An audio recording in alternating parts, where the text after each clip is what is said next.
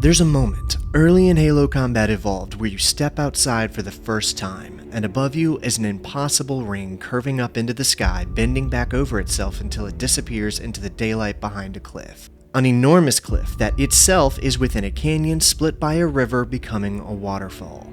The air isn't something we as the player can feel, but somehow my brain almost feels like it can. Without feeling anything, instantly I can imagine how crisp and cold this air must be by way of noticing how high up we are and subconsciously picking up on the primordial recognition of implied lower oxygen levels. The color grading reinforcing that crisp blue hue, the sound around us of a gentle wilderness and running water. Halo Combat Evolved is one of the most beautiful games ever made. Action-packed first-person shooters are so prominent these days that you can find them in nearly any flavor. But few have ever achieved the same level of emotional atmosphere as this one. That presence, somber, lonely, mysterious, empty, while simultaneously grandiose, mesmerizing, and at times, even a little bit horrific. This is the first video in a series where I'll be putting all of my focus on breaking down, going over, and appreciating one special element that I've always noticed most in whatever game I'm covering.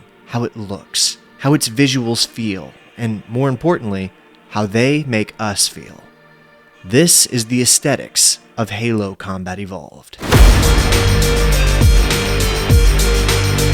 With the Halo Campaign Evolved remake now making the rounds, you might be thinking this is a comparison video between that one and the original.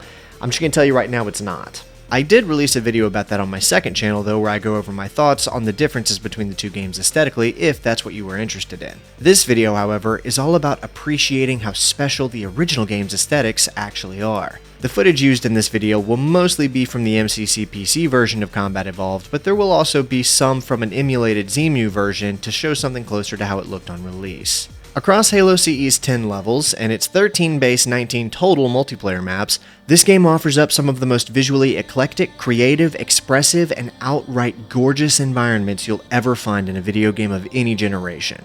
From epic spaceships and desert islands to lush green fields, snow-laden canyons, and ancient alien architecture. Every level feels like its own little slice of the world we've inhabited by turning on the game. And I feel like the color choices and level design are doing half of the heavy lifting for that outcome. Although I do think it's just a consequence of technological limitations of the time period, all of Combat Evolved's missions and maps seem to be based either entirely or at least in part in a canyon. This is something handled so excellently that I think most people never even noticed this, but it's not something the other games in the series really tried to replicate to this degree, because they didn't have to, which is fine, but by way of always being trapped in between two looming walls with the void of space always above us, this game has a presence of loneliness and paranoia that the others don't. It always feels like we can't get out, and like there could always be more of something looking down on us from above, which the game purposefully uses to its own advantage in the level 343 Guilty Spark, wherein the player wanders slowly through this swampy canyon surrounded by movement markers on our motion tracker with nothing in sight. Every single level of the game is either inside of some kind of interior corridor or pushing through a massive canyon or gorge of some kind, often weaving in between these two designs throughout. Between that, the color palette I brought up earlier, and the spectacular design of not only the ancient, ageless Forerunner architecture, but the juxtaposition of that against the curvy, purple-colored Covenant technology, the game manages to avoid feeling repetitive, despite repeating itself quite a lot. Across Halo's 10 main campaign levels, we see a sci-fi human military aesthetic, lush grassland, a dark cliffside into the rounded purple alien look of the Covenant, a tropical island, snow canyon, and of course the swampland look of the Flood. Not to mention the vast empty corridors of the Forerunner locales, so I'm going to go over these and why they all work so well. Starting with the human military look. We only really see this aesthetic in 2 out of the 10 main levels, but we get more of it in the multiplayer maps like boarding action. It's the least interesting of the game's different flavors for obvious reasons, but I think it's still incredibly inspired and evokes a strong sense of familiarity, like yeah, this is futuristic, but because of how analog everything seems, it feels like it's futuristic in a way that's easy for my brain to accept that it's real. Not that I have an issue with more unrealistic, hyper-stylized human future styles like Mass Effect, but I find something so charming about how much of Halo's human faction feels like a believable progression of our own timeline. We see this aesthetic in the first level of the game, introducing us to the universe, and again in the final level, but with added layers of dust and flood infestation. A visual element the game leans on a lot in the latter half, which helps keep the lighter levels feeling fresh despite being repetitions of the first half of the game for the most part. I also think this was the only time the franchise's human faction felt genuinely stylized. Like, later games, even from 2 onward, leaned significantly further away from the slight stylization we see in this title in pursuit of a more grounded and realistic look. And the 343 games basically embodied a far more Marvel-esque style that somehow almost felt like it was from a different universe in some ways. As for what I mean by stylized in this game's case, I think it's most noticeable in the human outfits. Officers and workers all wear these colorful jumpsuits, and Marines have this off-gray armored look with breastplates and other various metal defensive measures that make the game feel a bit more fantasy-like. Not to mention the fun little green eye HUDs they all wear. Most of this would not return for the majority of the other games, and even when some elements did, they were redesigned to feel more realistic and less cartoony. Now, I don't have a problem with how the UNSC's visual design changed in later games, but I do think the blend of realism with an almost cartoon-like look leaves Combat Evolved with a very special, one-of-a-kind charm. Now let's talk about the nature of Halo. I think something like 75% of this game is probably spent outside, fighting across various biomes and locales found on the ring itself. So much to the point where most of the game's promotional art and overall imagery depicts the gameplay as taking place in these large, grassy exterior locations, despite literally only one level actually looking like this. Now, what's interesting about this is that it overwhelmingly just looks like Earth.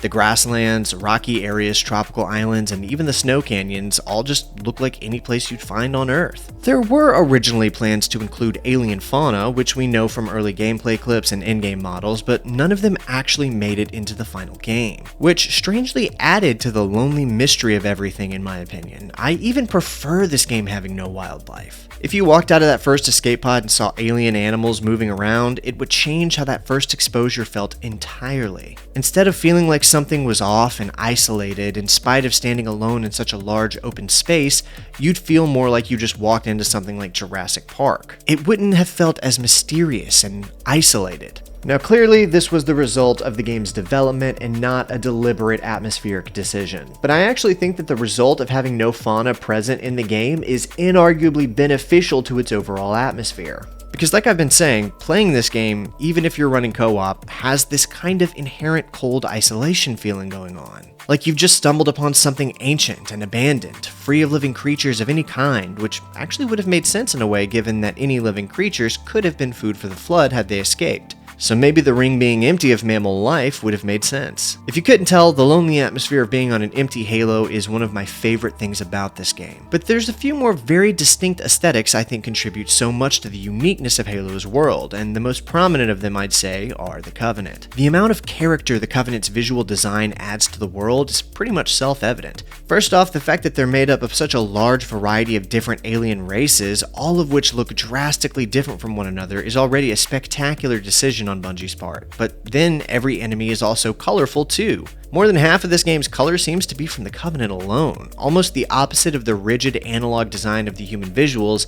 The candy-coated bright colors and curvy nature of the Covenant's armor, weapons, ships, and shields re-cements not only how different they are from humanity, but how out of place they also are on the ring world itself. It's not just that we the player feel out of place on Halo, but also that all of our enemies feel just as, if not more, out of place than we do. Not to mention how much everything changes when Bungie employs their masterful integration of the rule of threes by introducing a third, far more vicious faction halfway through the game. Obviously, I'm talking about the Flood. Dark greens and grays give off this feeling of a sickly decay amid the seemingly perpetual green mist of spores and particles that seem to linger wherever the Flood are at any given time. This is easily the starkest contrast of the three factions, and unlike the other two, the Flood were already here, imprisoned on this ring to be trapped and studied to no avail. Freeing them dams the ring from that point forward, and the vibrant, lonely nature of Halo's biomes all begin becoming increasingly populated by the sickening mist, growth, and pustules of the flood's overwhelming nature. Like watching a garden overrun with an invasive weed that quickly overpowers and kills everything in it. I also think it's interesting how the swampy biome is only ever really utilized in one mission halfway through the game. I say that because this game does reuse a lot of elements and even entire levels in multiple instances. There's one other piece of faction-specific visual design that I haven't talked about, but I'm saving it for a different part of the video. So first, I want to talk about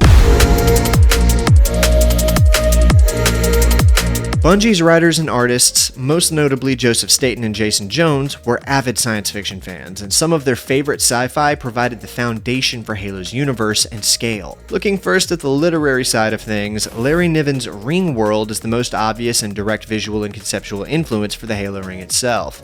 Bungie took Niven's idea of a ring world surrounding a star and scaled it down to a planetary-sized artificial ring orbiting a gas giant, which is ever present in most of the game's levels. The name of that gas giant is Threshold. Then, I think they also took some inspiration from Lane M. Banks' Culture series, specifically Banks' concept of orbitals, smaller artificial ring structures, and also hyper-intelligent named ship AIs with distinct personalities. Of course, Starship Troopers inspired the concept of powered exoskeleton armor, orbital drop combat, and heavy militarized human space force fighting an overwhelming alien threat. Though the orbital drop idea wouldn't show up until the game's sequel, the influence of Starship Troopers is still readily apparent in the game's concepts. Lastly, I think Arthur C. Clarke's rendezvous with Rama clearly played a role in shaping the sense of awe, mystery, and eerie isolation when stepping onto a massive, derelict, ancient alien construct with an unknown purpose, which is what I think is most distinct in this game over the others in the series. But it wasn't just books doing the work for the game's design. In fact, I think it's obvious most of the game's aesthetics were directly inspired by movies and anime, most notably Aliens. The thing people so often miss about Halo is that it's really a quarter horror. Yeah, it's mostly a cool military space opera, but that part of it became overpowering mostly in the game's sequels. This one, the original Halo Combat Evolved, plays like a straight-up sci-fi horror game for at least 3 of its 10 missions, and the entire second half of the game is loaded with sci-fi horror elements. Stay back! Stay back! You're not turning me into one of those things!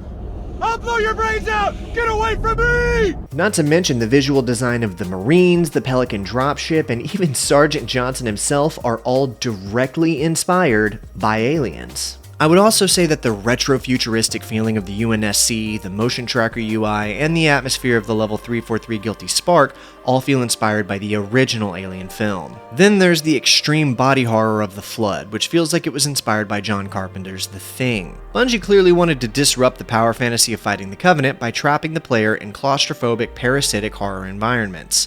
Then there's all of the clear anime influence. Art director Marcus Leto and character designer Shi Kai Wang drew heavily from 80s and 90s mecha and cyberpunk anime, namely Gundam, Macross, and Ghost in the Shell, for Master Chief's Mjolnir Mark V armor, balancing rugged military functionality with sleek, high-tech silhouettes. Not to mention taking influence from their own past titles as well. Despite being initially conceived as a sci-fi real-time strategy game, Halo eventually ended up becoming more and more like Bungie's earlier sci-fi FPS series called Marathon, a game that's been far more relevant recently since the reboot dropped. The DNA of the original Marathon is all over this game, so much so that the Marathon logo is literally all over the place. It's in the Forerunner architecture, it's in the Pillar of Autumn ship, it's on Captain Key's name tag, and more. Eventually, 343 Industries went on to clarify that this sigil is actually the Forerunner symbol for Reclaimer, but here it was just an Easter egg for Marathon fans. And all of these different inspirations managed to blend together into something incredibly special, making Halo CE the unique powerhouse of a video game it was on release. It wasn't just the brilliant gameplay making players buy it in droves, it was the world itself. Speaking of which, there was one major thing that really stood out to me when I was replaying the game. Something I think this game actually did better than any other game on the market at the time. And honestly, better than most games have achieved since. Everything in Halo is massive. This game is a complete masterclass on providing the player with a sense of scale and size at literally all times. While playing Halo, look around in any direction on pretty much any level and your brain will immediately recognize where you are in relation to other things. The sense of distance between you, a structure, the gas giant threshold in the background, and then even the space behind that. The cathedral-like feeling of vastness within Forerunner structures constantly reminding the player that they are literally on another world. The way the team utilized things like trees, cliffs, canyons, and structures makes every area in the game feel both unique and grand. In our modern era of procedurally generated environments and planes, the hand-touched nature of Combat Evolved's areas feels all the more distinct. There's dimensions to everything. Sure, games like Quake and Halo were blowing people's minds with their 3D environments and models, but Halo was utilizing its 3D world in a way no other game at the time was. These maps don't just feel like linear walks from point A to point B while you kill enemies on the way.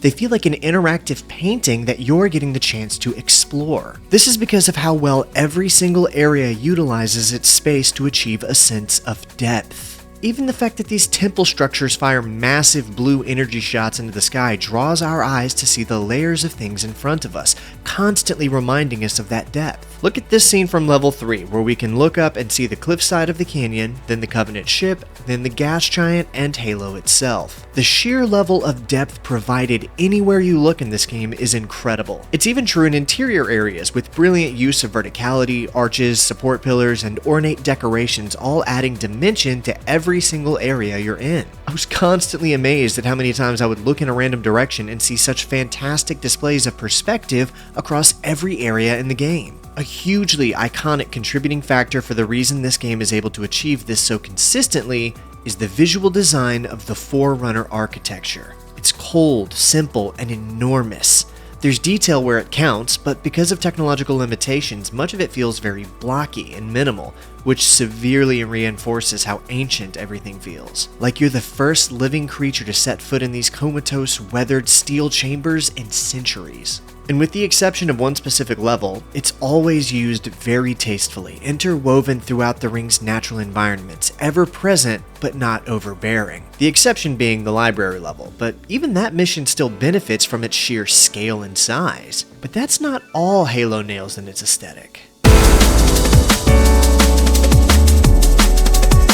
Halo's color palette is really a story about opposition. Every major faction in this game has its own palette, and they all work off of one another exceedingly well. The humans have their off-gray armor, muted greens, dust and metal. It's a very analog palette. Nothing about it wants to be looked at. It wants to blend in and survive. This is very much the opposite of the Covenant. Purples, golds, that candy-bright energy shield blue. Their ships hum with color. Even their gravity lifts emanate with color. The elite armor is reflective, and their colors represent their ranks, blue, red, and gold. Grunts pop out and draw fire with their burnt orange methane packs. Jackals add color to every area they're in with neon blue energy shields.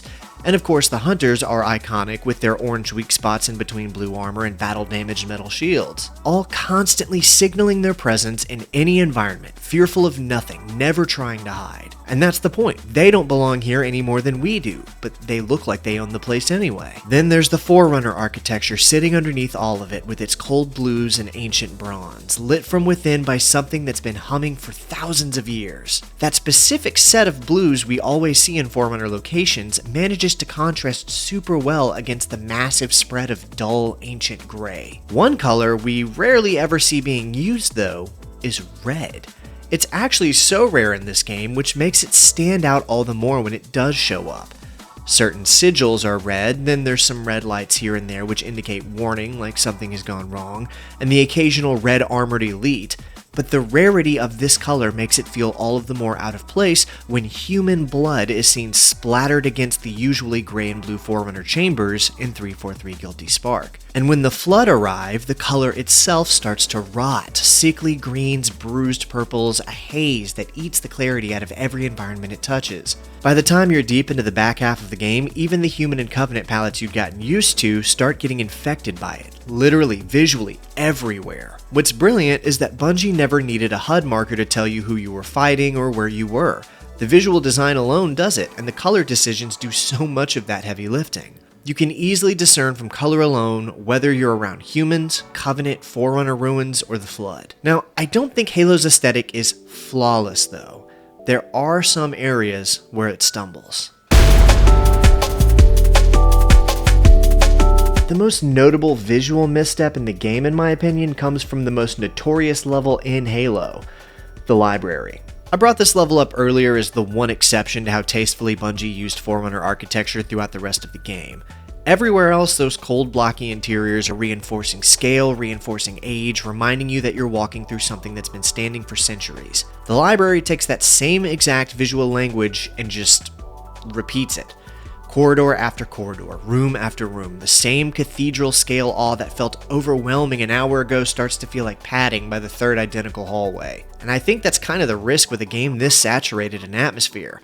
When the atmosphere is literally all you have in a level, that repetition starts to get boring and actively undercuts the thing that made it special in the first place. The library does still have that scale, grandeur, and a sense of awe, but it's also just kind of ugly. And it lacks the same color and vibrancy of the other levels. It's all just gray blocks with hints of Forerunner blue. There's these little elements of things that feel like there's something built into the walls here and there, but it's not enough to save this level from feeling a bit drab overall. Mix that in with the unbelievable amount of flood pods constantly blowing up everywhere, and you're left with a level that feels both frustrating and ugly. And not intentionally ugly like the level right before it, just drab. Which is something the final level suffers from as well. Even being a kind of rehash of the first level, it lacks much of the color from that first level and winds up feeling saturated in a muddy gray from start to finish. This is really just the result of the Flood's concept in general, though. I talked earlier about how brilliantly the game uses color to signal decay, that sickly green mist creeping into environments, infecting palettes that used to feel vibrant and alive. It's definitely one of the smartest visual storytelling tricks the game employs, but the back half of Combat Evolved leans on it a little bit too hard. Once the Flood are loose, that haze and darker color hues just kind of dominate the screen. Level after level starts trading the game's signature depth and grandeur for washed out versions of the same levels you've already played, and by the time you're deep into the final stretch, some of that earlier sense of scale starts to feel buried by it. Which is, admittedly, kind of the point. I do get that. The Flood are supposed to feel suffocating. They're supposed to make the ring feel smaller, dirtier, less like the awe-inspiring cathedral it was when we first got here. But it just works a lot better in some places than others. Like in the level Keys. That's a mission where the Flood colors feel so well utilized. The green slimy water, the Flood pustules, hazy mist everywhere. This is probably the best instance of that Flood aesthetic in the game. I would say 343 Guilty Spark is a close second. But then there's also levels like the Maw or the Library, where it loses that gross, infectious feeling and starts to just feel dry and washed out. You could argue it's not so much a flaw as it is the cost of executing on the Flood's concept, which I'd accept, to be honest. But then we also have a couple of instances where it's executed so well it feels gross and body horror and wet and nasty, so I don't know, this might be a preference thing. Let me know down in the comments. But that said, I do think there are instances in Combat Evolved's second half that spend some of the goodwill its first half built up. Even so, these few elements may have missed the mark, but they don't undo how downright breathtaking Halo still is visually overall. Not by a long shot. Halo CE is one of the most beautiful games ever made, bar none. What it was able to achieve on its hardware left its competition in the dust for years, made the Xbox into a household name, and turned Bungie into one of the biggest names in the video game industry for decades. I still can't think of another game that looks like this one does. Even its own direct sequels had their own visual style going on, but never matched the same cold, lonely, isolated yet colorful and mysterious atmosphere of this one. There's a lot of merit to those who will only play this on the original hardware with a CRT TV because it reinforces all of that old school charm I've been talking about. The best I can show you is emulated footage, but I still get it. It looks objectively worse than the PC version, but there's a lot of charm here. Not to mention, a lot of fans have always lamented that the MCC version of Combat Evolved was built on top of the Gearbox PC port from back in the day, meaning there were elements missing from the original Xbox iteration. And again, I do see where they're coming from. But the MCC version is just so crisp and clean. There's nuances of the original Xbox version that are wonderful and not present in this MCC version, but in my opinion, this is as good a way to experience the legendary title as any. Everything about about Combat Evolved coming together so cleanly just makes the whole thing feel like total lightning in a bottle. This game's popularity and the love it's been given since release by the fans have ensured that it's easy to play in the best quality possible even today. And I recommend that you do. I'm sure there's going to be millions of people experiencing this story for the first time in the remake, but this is my appeal, that if you're considering only playing that version, that you give this version a genuine chance to really see that authentic, handcrafted, original experience. Mythic, operatic, intense, gorgeous, one of a kind. Halo Combat Evolved is simply what art looks like as a video game. Hey everyone, thanks so much for watching the video. I hope you enjoyed it, but before you go, if you're a creative person who enjoys these kinds of artistic breakdowns and whatnot, I have something I want to show you. I just launched my own course/community over on Skool.com for people who are really creative but are finding it hard to get into and maintain their creativity. I have a few lessons and breakdowns on how I stay so consistently creative all of the time, how I avoid various different roadblocks like writer's block and burnout, in addition to things like how to go about making an outline for your project, how to make sure you're staying creative but not overdoing it, and just in general getting you from start to the finish line for whatever creative project you're working on. And it's for everybody. It's for YouTubers, podcasters, fiction writers, musicians, composers, indie video game devs, whatever. If it's a creative endeavor, this is for you. We've already got a really great inner circle community over there with multiple indie game devs, a composer, several YouTubers, all of whom get together every week to share our work. We offer feedback, we workshop each other's projects, we hold each other accountable, we check in with what we're working on, and all of them have told me personally that it has been extremely beneficial to them and their project just to have somewhere to show off and talk about what they're working on, to hear the opinion of other people, to workshop it, to refine it. We meet every Wednesday right now, but I might have to implement a second weekly call if we continue to grow at the rate we've been growing. So if you're a creative person, you've been wanting to get started on YouTube creating content, you've been wanting to get started working on a fiction novel, maybe working on an album, whatever your creative endeavor is, that's what we do there. So thanks again for watching. I hope you'll consider joining us over on Skool.com, and I'll see you in the next video.